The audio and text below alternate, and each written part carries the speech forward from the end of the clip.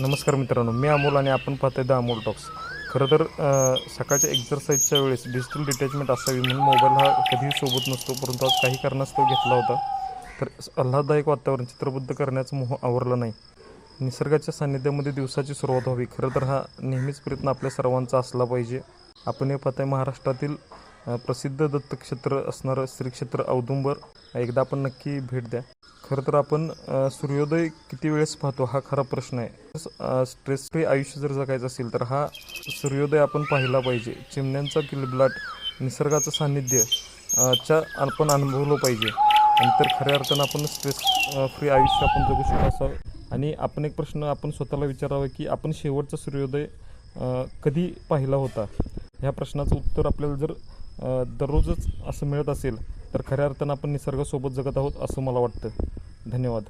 The Amol talks, प्रेरणा सकारात्मक जगण्याची.